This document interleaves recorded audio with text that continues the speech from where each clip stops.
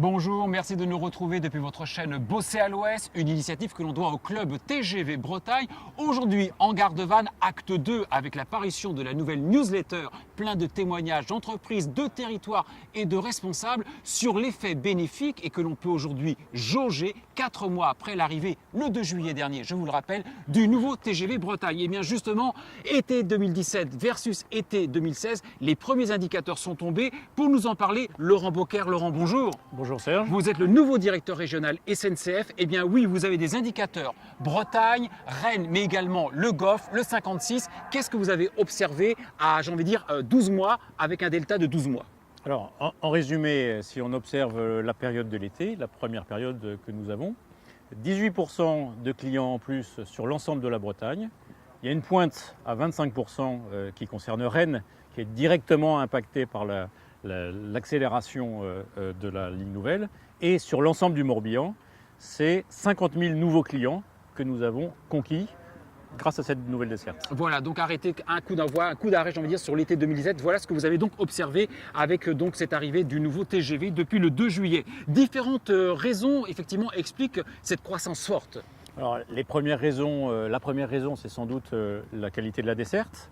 D'ailleurs, je veux saluer le travail des clubs TGV qui ont réalisé, donc qui ont proposé, c'était pas comme ça au début, qui ont proposé qu'un premier train puisse arriver à Paris à 9 h. Donc ça, c'est important pour aller passer sa journée, travailler, revenir ensuite dans sa gare.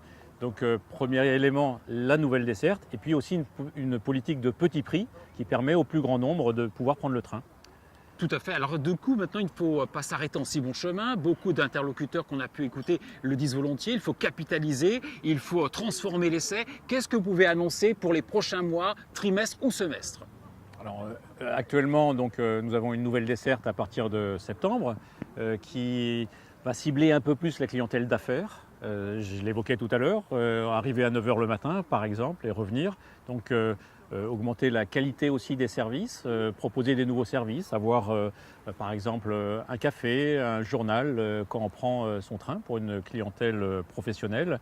Donc tout ça c'est devant nous et on sera évidemment au rendez-vous de ces nouvelles attentes. Car beaucoup de chefs d'entreprise nous le disent et de cadres qui sont notamment amenés à monter sur Paris mais également à descendre en Bretagne, à faire ces flux montants comme descendants. Le train ne devient plus jamais le bureau mobile. On parle de nomadisme, donc il faut du Wi-Fi, il faut du service. Il faut du confort, il faut effectivement du Wi-Fi et il faut aussi ajouter que pour ensuite desservir l'ensemble des territoires, il faut avoir un réseau TER sous l'égide de la région, bien sûr, qui soit très bien maillé avec l'offre TGV. Je crois que c'est important aussi.